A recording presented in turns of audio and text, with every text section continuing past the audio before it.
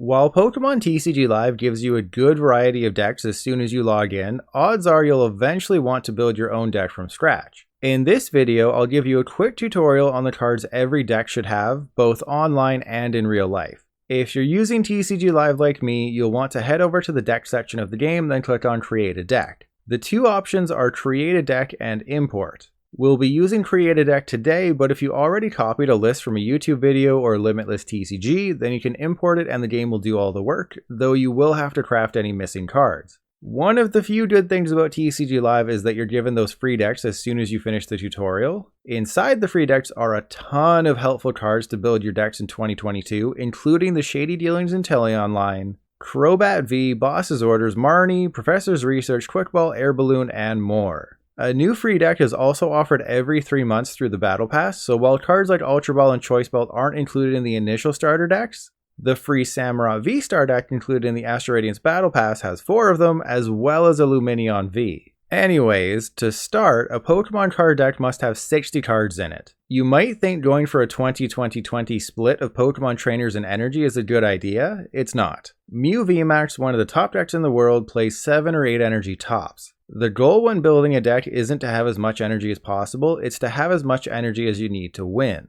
Think of it this way, if your main Pokemon attacks for 1 energy and you need to attack 6 times to win, why would you need 20 energy? Mew VMAX can attack for a single double turbo energy, which is why the deck doesn't need to play a ton of energy. Same with Rapid Strike Malamar, it attacks for a single energy, meaning it doesn't need more than 6 or 7 total, especially when you can recycle basic energy easily with Ordinary Rod. Obviously, when you have Pokemon in your deck with a higher attack cost, the amount of energy you need to play increases, but when building a new deck, start with 10 to 12 and adjust accordingly after testing. Energy can be a bit complicated though. A lot of decks are just playing basic energy right now because there's so many ways to punish special energy. But if you do want to put any special energy in your deck, it's probably going to be double turbo energy. This is absolutely necessary for any ARCEUS VSTAR deck as it provides 2 double colorless energy, though at the cost of reduced damage from your attacks. Regardless, this is probably the best special energy in the game. You also have Twin Energy for single prize Pokemon, Rapid Strike Energy for Rapid Strike Pokemon, and Capture Energy for everybody,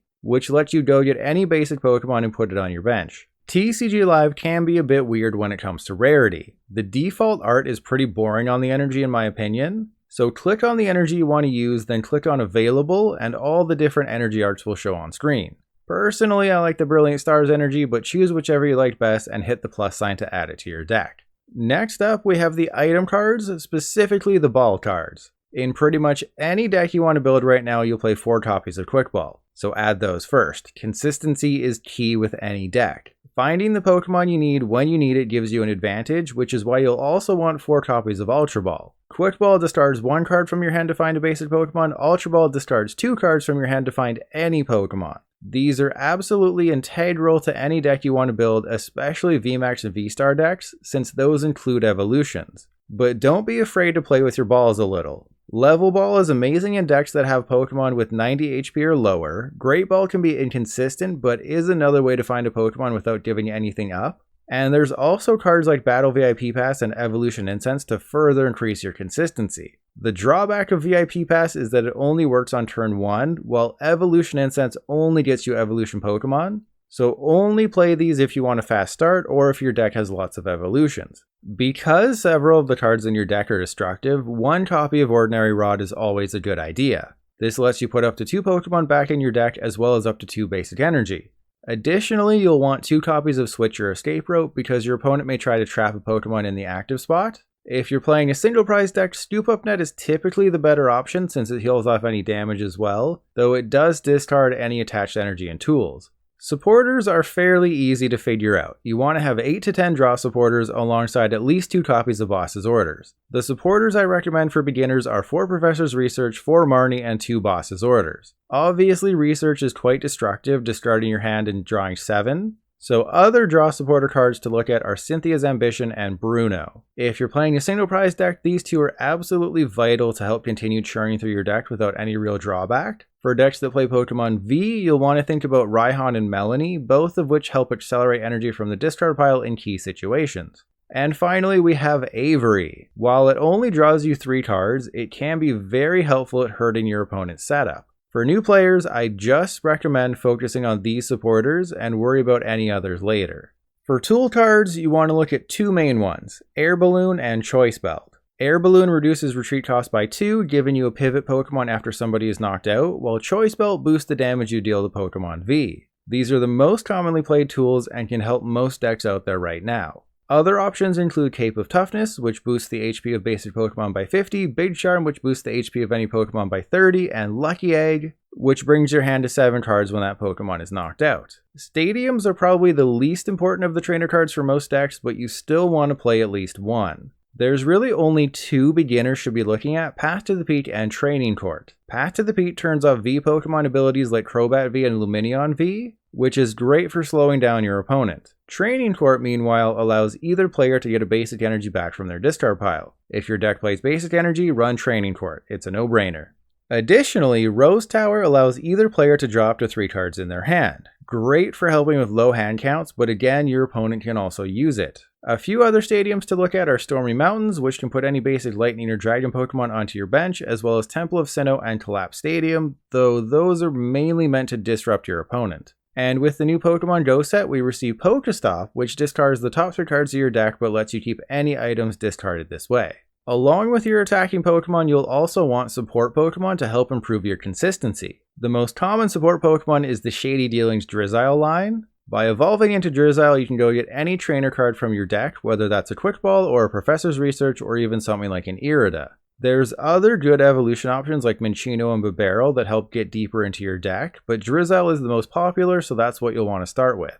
Plus, Drizzile can evolve into Shady Dealings Inteleon that gets 2 trainer cards, or you can evolve into Quick Shooting Inteleon, which spreads 2 damage counters every single turn. In terms of basic support Pokemon, Mew and Snorlax are really good depending on the deck you want to run. Mew searches for item cards in the top 6, while Snorlax just draws you to 7 cards but ends your turn. If you decide to go the Mew or Snorlax route, you have to play Scoop Up Net, so keep that in mind. And then we have the support Pokemon V. Crobat V is great, assuming you don't start it and Path to the Peak isn't in play. Put it on the bench, draw to 6 cards in your hand. The reason Crobat V is necessary is because it can turn a Quick Ball or an Ultra Ball into pure draw, hopefully getting you out of a rough start. Plus there's Lumineon V. Put it on the bench, go and get a supporter card. Again, this is another Pokemon that can just take you out of an awkward start. Lesser used support Pokemon V are Eldegoss V, which gets a supporter from your discard, and Kricketune V, which is a fairly weak drawer and doesn't see much play.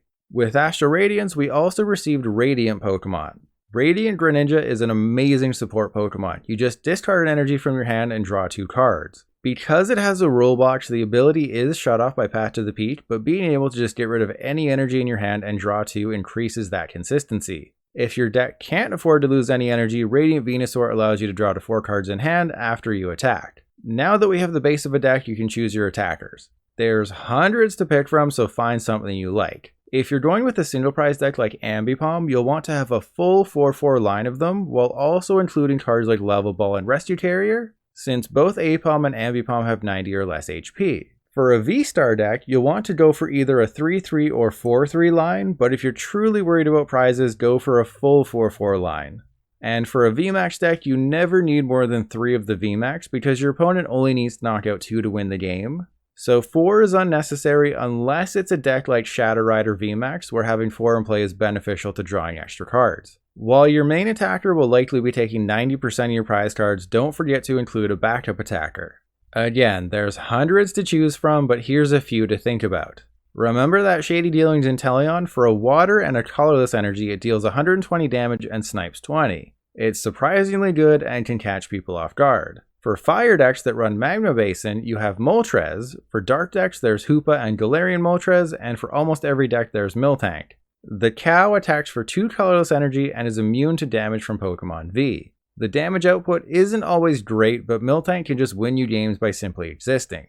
What you have to keep in mind is that this video is a blueprint for building your first deck. I'm not trying to overwhelm you with options today. The more familiar you become with the Pokemon TCG, the more you'll evolve the way you build decks. So I won't tell you which attackers to use. Like I said, there's hundreds. So pick a Pokemon you like and build a deck around it. Sure, you might lose if the Pokemon isn't very powerful, but if you're new to the TCG, just learning the ins and outs at the beginning is far more important than winning. And one of the nice things about TCG Live is that there's ranked play, so you'll likely be matched against people who are also starting out. And when the beta expands to more countries beyond Canada and Mexico, casual will gain more players and become a far less stressful environment for new players. But if you're still confused by all this, just play those free decks in Live until you feel comfortable enough with your deck building skills. I imagine you still have a million questions about deck building and the Pokemon TCG in general, so feel free to ask them in the comments below. And if you want to learn more about Pokemon TCG Live, click on the playlist on screen and in the description. I'll also include a link to the Limitless TCG tournament page in the description, which includes deck lists that can be easily copy and pasted into TCG Live. Additionally, you'll find a sample list in the description you can copy and paste into Live that includes all of the best Pokemon and trainers to include in your deck.